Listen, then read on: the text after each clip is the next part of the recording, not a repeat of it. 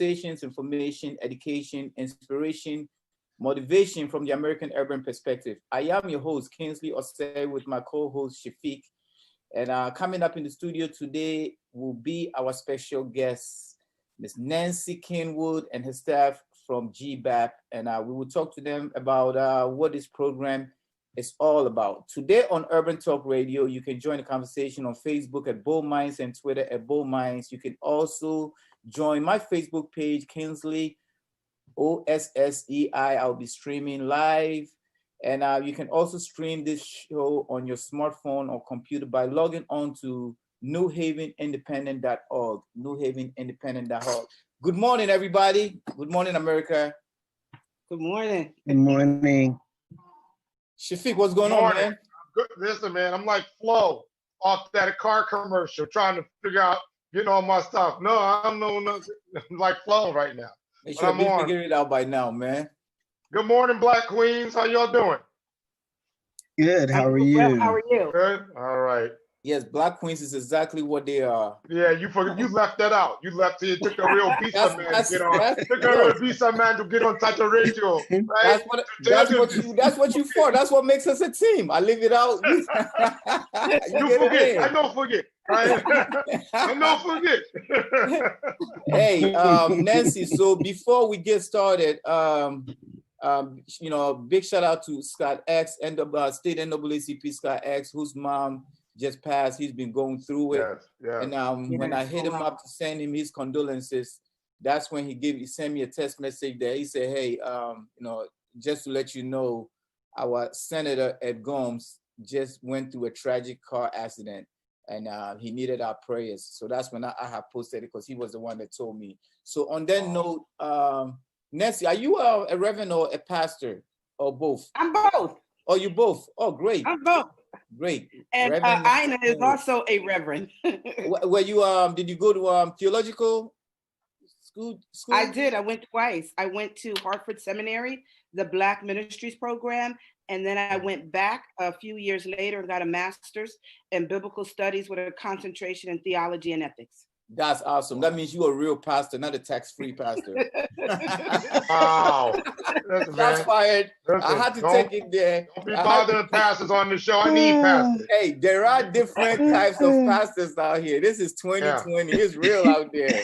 A lot of them is getting those those Trump PPP loans. We got to talk about it. Yeah, shots fired. Yes, Hey, you ain't hear it from me, Nancy. Now, hey, anyway, by the way, my on Facebook, we ain't hear it. My dad came to this country to Wesley Theological Seminar in Washington, D.C. As a Methodist pastor, and that is how I got here. So I have the utmost respect for every pastor that went through the real channels of earning the name Reverend. All right. Mm-hmm. So on that note, now, can you give us a quick short prayer for our brother, Senator Ed Gomes? Absolutely. All wise, eternal God, we thank you, God, for today. We thank you, God, because this is the day that you have made, and we are glad and we are rejoicing in it. God, we lift up Senator Gomes to you in the name of Jesus. God, you said in your word that you are the God that healeth thee. And God, we thank you right now for your healing powers. God, you know everything. You are everywhere all the time at the same time. So while you are all around this country, all around the world, your presence is still with him. And for that, God, we say thank you. Lord God, we ask you to remember his work, God. Remember his love for the community. Remember his family at this hour. And God, we give you praise. In whichever way you decide to move, God, we will give you glory. God, you do all things well, and you do all things but fail. It's in the name of your son, Jesus, we pray. Amen. Amen. Thank you very much. Brother Shafiq, so while she's talking, you will see my eye off because I will be trying to share this, do some watch party with other organizations, sharing this on other organizations as well. So feel free to chime in when she's talking. Now we're going to start with GBAPP. It's an organization named that, we got to be real. A lot of people don't know what it even means in the community. But you guys are doing so much. And recently, you put up a post that caught my eye, coming from somebody that did promotions in the record labels. I pay attention when it comes to branding. And congratulations to you. You just took over as the new executive director. Is that correct? Yes, July 1st.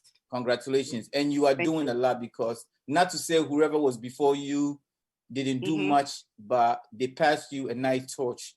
And you have to take it from there and do it your way, following up from where that person left off. And you are doing a great job rebranding this organization. And GBAPP basically means Greater Bridgeport Adolescent Pregnancy Program. Is that correct? Actually, it's Greater Bridgeport Area Prevention Program. Oh, so that language have been changed. That language has been changed. It's been changed a little while ago. We used to be the Greater Bridgeport Adolescent Pregnancy Program, right? But we've outgrown that title. Exactly, and that's where we're going with this, because you guys are way bigger than us going to the barber shop and finding a jar of condoms. Yes. Yeah.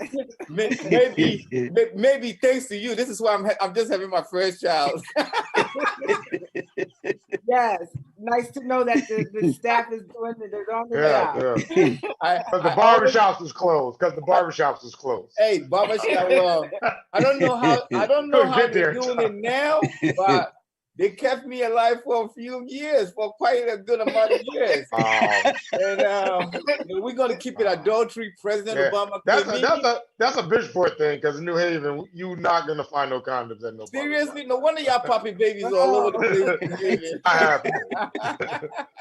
Not happening. No wonder. Hey, thanks to President Obama, I think he came in and upgraded it from lifestyle to Magnums. So. You can't say Obama didn't give us nothing. He gave. Oh God. This is your guy. I understand y'all Bridgeport. This is some Bridgeport stuff right now. Okay.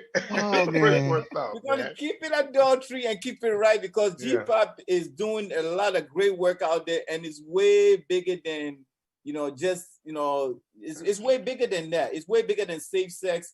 Way bigger than not making kids all over the place. And that's why we're here. We're going to talk about that, because Nancy's doing she's doing billboards, she's doing buses, and people may not understand it. It's like picket signs on lawn signs for politicians, which really don't really mean nothing. It probably just mean you support a candidate. It doesn't mean you're getting any word across.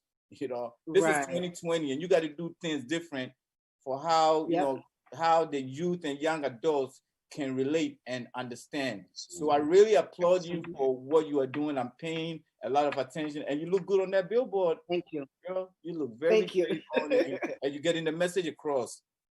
So yes, we'll go through some of the programs, because you do have a limited time. Transitional housing for teens and young adults. Is that one of your programs? That's actually two different programs. Okay. GBAPP owns two separate housing programs, and they're both for teens and young adults. One of the houses, you could stay up there until you're 24. One is federally funded by the Department of Health and Human Services out of Washington. And the second one is funded through the Department of Children and Families. And so we have wonderful staff that's in the houses with the young people. They provide youth coaching, case management services, access to mental health services for them, and they help them along their way to be better, and they help them along their way to become independent. Like say, we won't just discharge them from the program until they're independent. So Nancy, if I could just chime in for a minute and just ask you, so New Haven, I don't know if you were familiar, we had a program that they were trying to get off the ground now for a while called an Escape Center. And it was like a homeless and transitional component where this Escape Center was supposed to be like emergency housing for homeless youth, right? To try to help them I guess, shelter them, get them in a safe safe space, and get them back on their feet. It did not work. It did not ever come to fruition. There was a lot of issues around that. But I guess what I'm asking you, how do you make this work, right? You know, you got to have community buy-in. How do you get the community to say, oh, I don't mind having this, you know, housing center, if you will. I forgot what they used to call them, the Forbes homes and different stuff, you know, this youth home in my neighborhood. You know, this is something that people have tried to do throughout a few places in New Haven, and there's been a massive pushback. Is it group homes? Yeah. Yeah. Yeah. There's massive pushback from the community. Oh, the youth are just, so how do you sell that? How do you sell that? I think I guess my two questions is, if I could, one is, how do you sell it to the community? And how do you, at the same time, also address the actual homeless youth that may not come, say, through the traditional DCF referral process?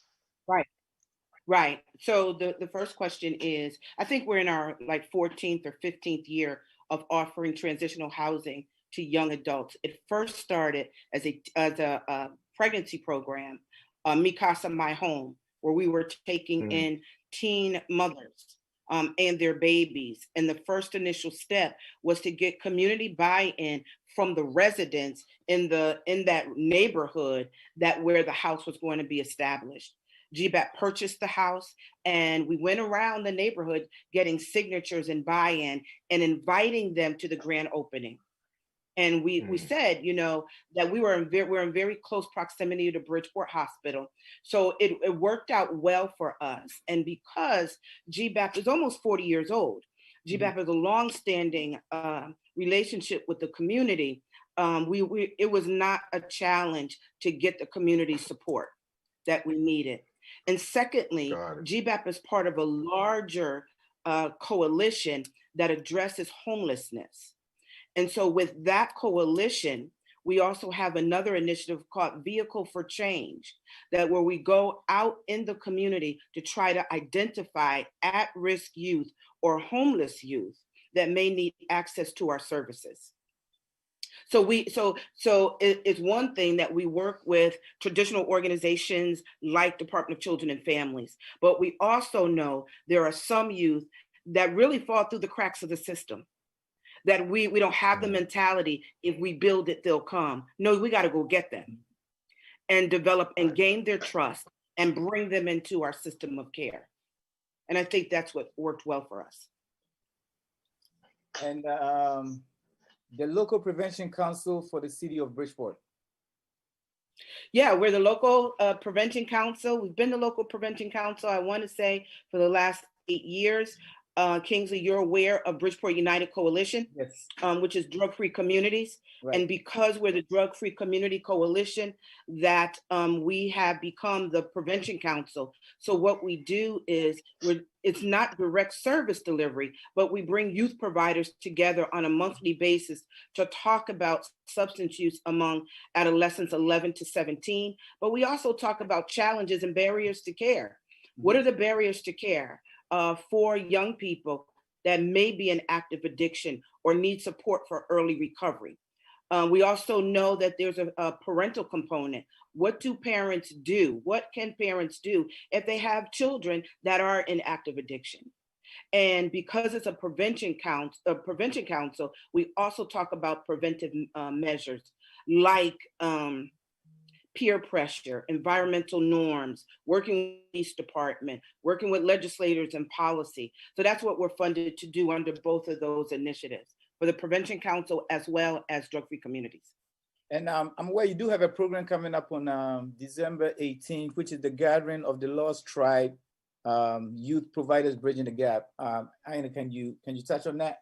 Yeah, just like Nancy has said, the Gathering of the Lost Tribes is bringing together youth providers throughout the city of Bridgeport to come and share their programs, what they have available, and to cross-reference with one another. Because a lot of times there can be these territorial things that take place among organizations. And so we try to bridge that gap, that we don't leave anyone out.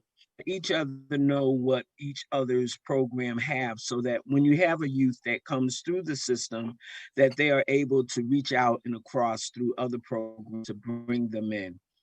And provide services for them, and to let the community become aware, because a lot of times the community is not aware the programs that are available to them. And so we wanted to, this is the second go round, which is why it's Gathering of the Lost Tribe too. And we want the community, I guess, goodness that we're in the midst of COVID, but COVID gives us the opportunity to use social media as a measure to reach even across, so that the community has an opportunity to see what we do and what's going on within their city. Leadership development. Yeah, so I've been at GBAPP for 23 years, and I've been the deputy of HIV services. And because we were directly addressing stigma as it relates to Black and Brown communities, we developed a series of leadership conferences. Particularly, we were wanting to work with local communities, but also the local faith community, and developing leadership around these health inequities and around these disparities. I'm a firm believer in historical and transgenerational or intergenerational trauma is linked to poor health outcomes, which leads to health inequities. Black and Brown people, we're at the top of every single health disparity list. And we are dying prematurely. And so what we were doing through our leadership development series was having conferences, giving people tools to put in their toolkit, whether you are a pastor, whether you're a director at another organization, whether you're a community leader, you could be the head of your household, trying to implement different strategies and trying to have your children or your family be as healthy as we can be. And so that's the leadership development series I think that you're referring to, that I have posted on Facebook. Now, this one right here holds very dear to my heart in our Connecticut Against Violence program. And I would like to really thank GBAPP and yourself for sponsoring, supporting our 7th annual youth summit, which we did virtually for the first time. I was inspired by the college graduation commencement with President Obama and LeBron and others. And I'm like, I really can't give up on this kids. And we have to do something special for them. And it wasn't cheap to put it up, to put on, because it's not something, it's new. And if you're going to do it, you have to make sure that it's done right. So as easy as it was flowing behind the scene, it was a lot of work to make sure that everything goes accordingly. And we are very appreciative that you guys supported us. And I said that to say substance use prevention and awareness for young adults. Now this right here, let's talk about that. Yeah, we are federally funded by the Substance Abuse Mental Health Service Administration, known as SAMHSA, to work with young people 18 to 24 years old that are at risk for substance use or at risk for HIV. And so we have a full-time program manager, and we also have another full-time health educator. Pre-COVID, of course, they were out in the community doing presentations. They were also in the schools working with younger students that were in 11th and 12th grade, because we know that they're going to be in that population. We had a presence on the campus of University of Bridgeport. Actually, we had an office there. And so this program is called KISS, KYS, Know Your Status. And so we offer HIV testing, Hep C screening, but we also give, I think, and I don't want to call them clients, but youth that are in our programs, give them the tools that they need to just say, and it sounds, superficial to just say no. You have to really give our youth some alternatives and strategies on how to deal with peer pressure, raise their level of education around addiction, around HIV.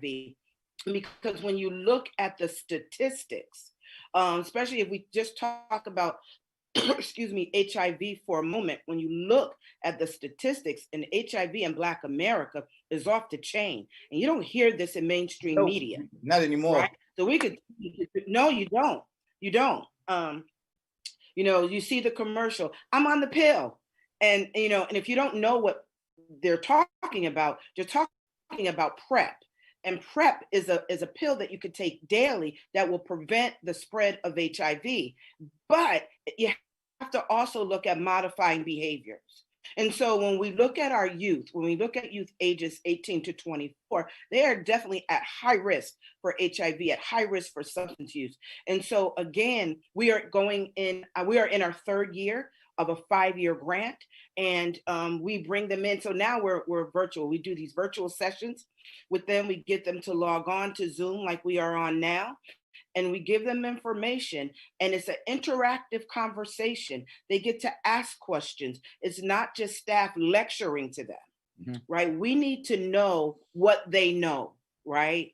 And they need, of course, to hear information from us, but it is this open, wonderful exchange of information and exchange of resources as well. And if you want to know what's happening on the ground and grassroots in your community, talk to a young person. They know. And so that's what this prevention message is about from GBAPP. Shafiq, you want to chime in on that? Can't hear you. Unmute. Yeah, I got it. Still on that. I'm still on that that car insurance commercial. I'm still trying to audition for that, you know. But what, you trying to take Jig's job? Yeah, you know, the one where they're like with a screen, where they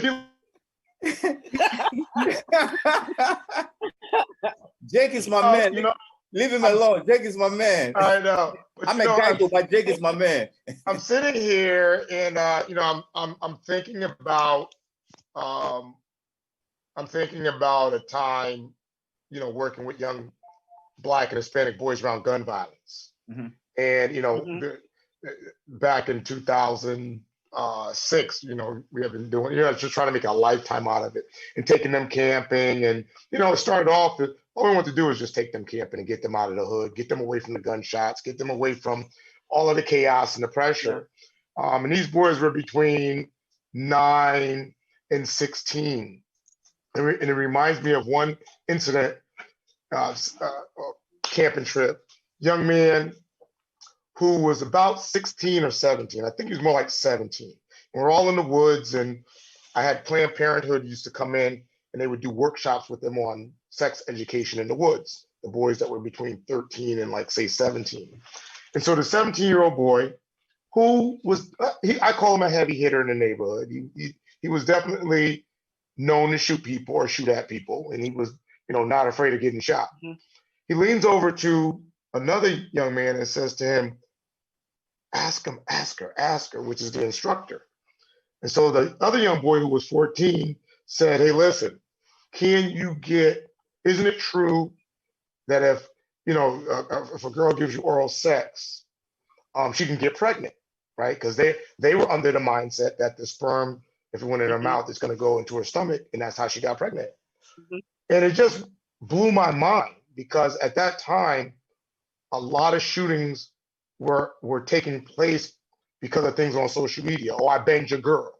And a lot of times it would not be that you that didn't necessarily had intercourse with her. It could be, you know, this oral sex component. Your girl did this to me. And it was like, why would you shoot somebody over that? But if in the mindset, if the information that's out there that, wow, through oral sex, a female could actually get pregnant, it just was like, wow, man, like, why don't young people know this? Like, why doesn't a 16-year-old know that? Like, what are they learning in the schools, and how did you get failed from that? You know, so as I hear you talk, I just kind of like starting to get frustrated, because a lot of it appears that what happens to our youth, it's not because of them, it's because of the things around them, the support systems that may have broken down or don't exist or don't become connected. So I guess my final question to you, and I'm gonna have to go in a few minutes after this, is what I notice now, if you got Section 8 housing or you are the struggling working poor, you're locked into it. You're locked. You can't leave Bridgeport. You can't move to Trumbull. You're in New Haven. You can't afford to move out. So when you do move out, you move to the same economic demographic that you had in New Haven or Ansonia or Waterbury or Hartford. What do you guys see that? And are you thinking about ways to create more connectivity, so that, hey, listen, I got a New Haven person that's in your program because New Haven don't have that program. And you got a Waterbury person because Waterbury don't have that program. And are you having that kind of issue there? I think we do partnership well, but I also think when you look at how nonprofits and other organizations work, sometimes it almost seems like we're all going after the same dollar. Yeah. And that's not a good thing. And I get it, especially since I sit in this seat now. I get it. We all trying to keep the doors open and the lights on. But what I also understand is we cannot be a silo unto ourselves. We cannot be an island unto ourselves. That when we begin to really come together and begin to maximize our resources, because we all have limited resources, right? That I am not opposed to reaching out to other organizations and say, how can you help me? And this is how I can help you. Right. Or even let's go into a grant application together. I don't have to have it all. And that's what the BUC is all about. It is. Yes, that GBAPP may have one area of expertise, and we may have we have a lot of programs. We have a Teen Fathers program, we have the housing program, we have a needle exchange program, we have HIV, we have behavioral health, we have so many programs, but guess what? We don't have to be the experts in everything. And we're not. Right. And so when I look at grant applications and funding opportunities, I want to know who else is doing this work and how we can partner with them to ensure that my doors are open, my lights are on, but theirs is too. And I don't think people understand that granters want to see a united coalition. They want to know that you're not doing this work by yourself, because the more, the better. And there is a lot of grassroots organizations that are doing stuff, but don't have the grant writers or the money. And organizations or agencies such as yourself can always be a hand, just to make sure that it's about getting the job done. It's not about who is doing it. It is. Kingsley, I'm excited. I'm sorry to cut you off, but I'm excited when you said that about grassroots organizations doing the work. I've been on the front lines. And one of the things that first thing that I said when I took this position back in July, that GBAPP is not not a huge nonprofit, but we are mid-sized. What I want to do under my leadership is to identify those grassroots organizations and help lend them support. For over 20 years, I've worked as an independent consultant under the last 4 presidents, providing capacity building assistance and technical assistance to grassroots organizations, grassroots nonprofits, and faith organizations that had the desire to do the work, but not the infrastructure or the resources. They cannot hire a grant writer that maybe charge $100 an hour, whether you get funded or not. Right. So it's whoever can present the best grant package gets the money. Right. And that's unfair. Right. Because grassroots organization, they do the money, they do the work, whether they have the money or not. Right. And, it's a true testament from you, because, you actually asked me when I was doing the summit that, Kingsley, what do you need? How can we be of support? I said, I don't need much to get a job done. And so that's a true testament that you really do extend their support. Now, I want to get back to the substance abuse thing, because I take that very seriously. And it's what I call hip hop manufactured drugs. Shafiq, as you know, Jay-Z, it's a lot of capitalists out there Jay-Z just launched his own line of marijuana, whatever it is that you want to call it. The door is wide open now. It's the new. It's been a hustle, but now it's really that new hustle. So with this thing being legalized, I mean, this like candies to the kids. And you know what? It's not your Molly, it's not your this high capacity drugs, but it still does something to your brains. It's, you got a kid, the first year college kid who couldn't make it to Harvard, but he's in a community college at 18 years old, went to class before he got high. There's no way you could tell me that you are functioning right. You are really getting that good education with that mind. So how are we dealing with this problem? What are you guys doing in your part dealing with this problem? Because it's just about to get really bad. It is. And we were in a meeting together yes. this morning talking about that same thing. I know. So I don't know. I want Aina to chime in on that. Yes. I know, we can hear you. Can you hear me now? Yeah. Okay. Yeah. There's a lot going on with that, and I think that just from so many different angles, but from I was in a meeting with some politicians who with the work that we do as GBAPP, and we do a lot, but with drugs and harm reduction, with harm reduction being our model. I know, one second. Hold on to that thought. I'm gonna come right back to you. I need to do a station identification. This is Urban Talk Radio, 103.5 FM WNHA.LP. I am your host, Kingsley Osei. And if you are joining us today on Urban Talk Radio, you can also join the conversation on Facebook at Bold Minds and Twitter, Bold Minds. You can also stream this show on your smartphone or computer by logging on to newhavenindependent.org. And I am also streaming live on my Facebook page, Kingsley Osei. Go ahead, Aina. I'm sorry. Okay, so we are we deal with things in the form of harm reduction. And so we know that it would be nice if everybody did abstinence, but we know that that's not the reality. Right. And so until a person is ready to get some assistance, there are things that are called harm reduction models. And everybody doesn't agree with those models, but in particularly for Black and Brown communities, as long as we can help, because we're the communities that take the brunt of the criminal side of things, right? And not the help. So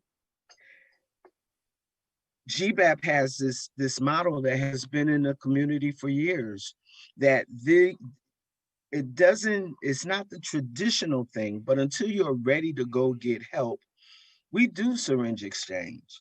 We do, education and abstinence. In the meantime, what do you do about the legalization, or what eventually is going to happen? So you know that Massachusetts is legal, you know that the surrounding states around Connecticut will sooner or later all be legal in marijuana. And whether you can go out and get it, or whether you cross the border to go get it, or however, you're always going to have access. Our kids, the whole point is to protect our children from gaining access, because the truth is that the longer they hold out scientifically, the longer they hold out from using a substance abuse, by the time their brain mature, they technically may try it, but they'll find that it's not of their fancy. The younger a child is, when they become involved in using a substance, their brains are not developed. It can lead down a dark path. And so we want to keep them from going down that dark road, particularly at the earlier and earlier ages. Right now, vaping is a big thing. And whether you vape nicotine or you're vaping THC, those things, that whole modality of being able to do something without it looking like a norm, right? If I can vape and not smell like smoke, Right. if I can vape and not smell like I've been smoking weed, right? Then you're not up on what I'm doing. The industries that create, whether it's the tools that they can use that attract them to even try, that's what we need to be going after. Because they just, the world is out to just entice and pull young people in. And how do you compete with that? So when we talk about whether something is legalized or not, it is our job to continue to really look at what's going on and fight the powers that be. Systematic changes, we have to do things from inside out, because that's where the power is systematically rooted. And don't let people fool you into thinking that, well, alcohol. No, alcohol is one of the easiest things to get. People drink all the time. They'll say, well, if marijuana is legal and they smoke, how long are they going to smoke before they drive the bus? Well, how long are we going to pop pills before we drive the bus? Or how long are we going to drink alcohol before we drive the bus? The criminalization of something and the affront that is going to be pointed at our communities, we have to look at this whole package and go back and reread the law, see what's already legal, and understand, why are you trying to make something that's already in the books, on paper? Why are you going to ignore that in order to go back and undo the criminal system?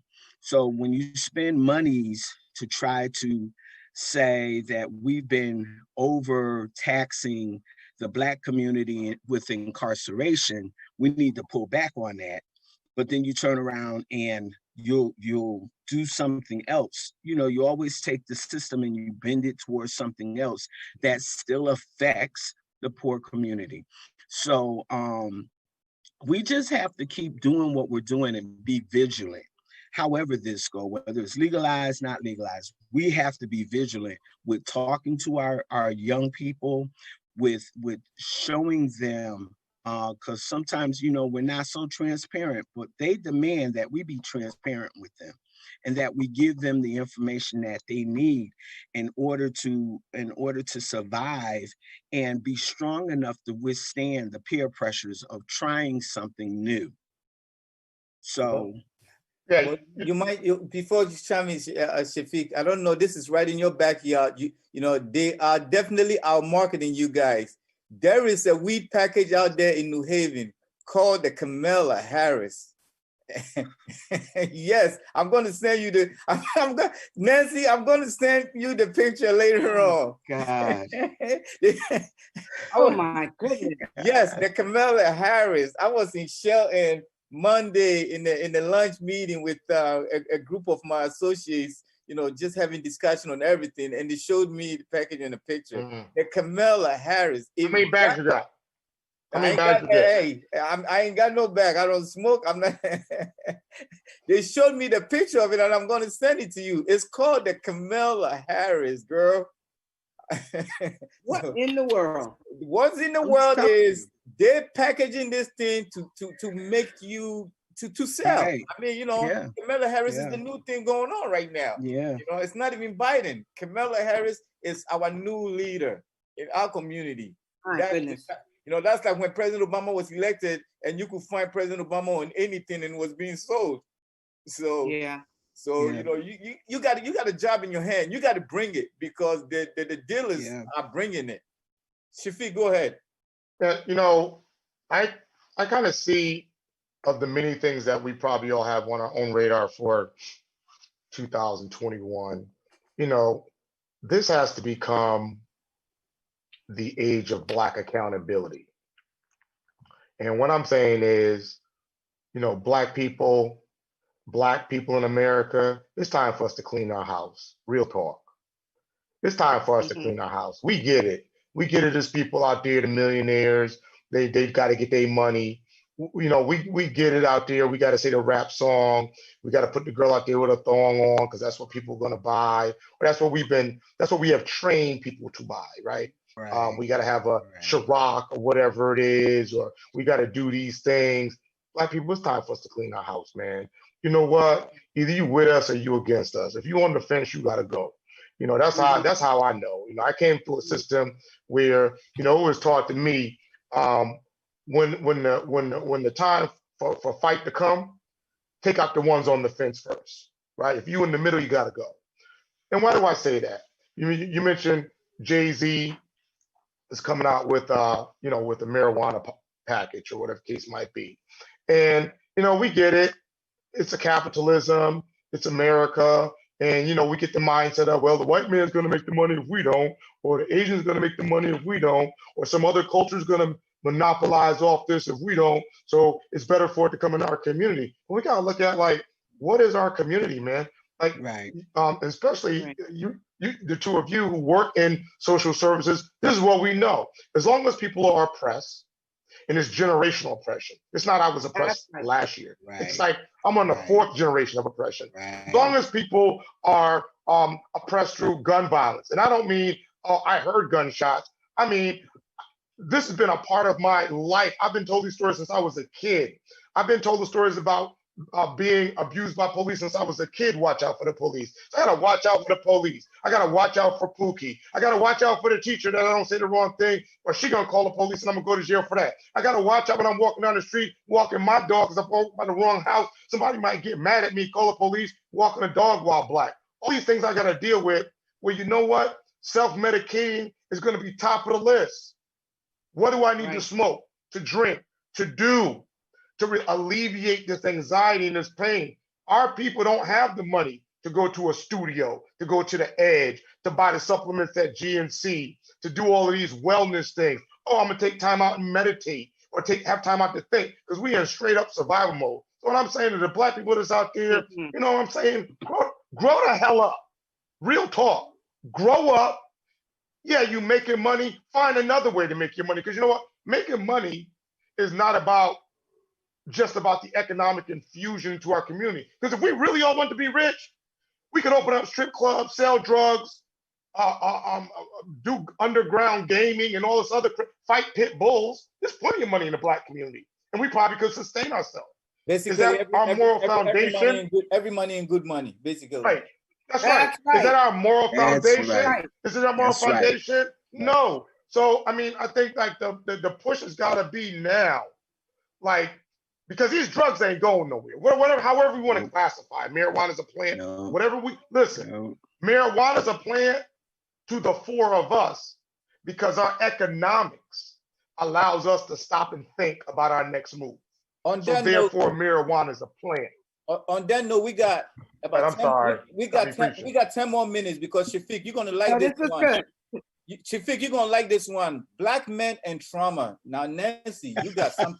You got something out there. I mean, I like people who are innovative about their ideas. You know, when I came in this whole nonprofit organization, you know, violence prevention thing, you know, I didn't come in to do what everybody else was doing, because I said, you know, violence is a big business in America, and I had this thing where I said the old textbooks are not working. You can send a kid to go to the library and go pull out books to learn how to deal with what's going on today. So, you know, I like when people are coming up with new ideas to do things. Black men and trauma, virtual conversation, joy and pain. Now, I've been watching them, and you got something good. Ain't they good? You got something good. You are in partnership with Bridgeport Prosper United Way. Is that correct? That is correct. Now, this one, that is correct. This next one that you got coming up with my man, we call him Lee, Sidney Floyd. What a great guy that I knew since the 90s during my college radio days. Had his bad days. You know, you're talking about stop judging people by the past. Now he is a true testament of not to be judged by his past. Matter of fact, I did hit him up when I got married, just before I got married in March, just before the COVID. I think I was the last round before everything got shut down. And I did hit him up to preside for me, and at very last minute, and it just didn't work out for him. So he was supposed to be preside for my wedding. Now let's talk about this as we get ready to close this segment. Talk about how that came along and what's going on with that. You know, it was a couple months that I just believe that God was speaking to me about, you know, men and where men are emotionally. And, you know, I said, you know, well, I had this vision, but didn't necessarily kind of know what to do with that. I knew that GBAPP was pivoting to be more of a behavioral health organization. And, you know, when you look at social services, there's a lot of programs for women and children. And rightly so, but there's not a lot of programs for men, and particularly Black men. And so even though it's in the midst of COVID, I still wanted to create some type of space. So men could come in and just, you know, come on Zoom and Facebook Live and just either share or listen. So this month is our third month. And for every month, we have a clinician that's one of the panelists. And the conversation kind of emerges organically. It is not scripted, and it goes wherever it goes. Right. Our brother Kevin Muhammad is the moderator, and he's been holding us down and, you know, guiding the conversation. And it's just been phenomenal. We have women on that says, now I better understand my father growing up. Now I better understand my husband. Now I know really kind of how to engage my son. Last month, I mean, it was just amazing. Yes, the conversation about sexual abuse, about abandonment at young ages, about how men hold our feelings, because I had to pray about that, because I'm like, you know, I believe, you know, the God had gave me this vision. I was like, well, I'm like not a dude here. So it's like, what, you know, so I began to think about people that could reach out to just join this conversation.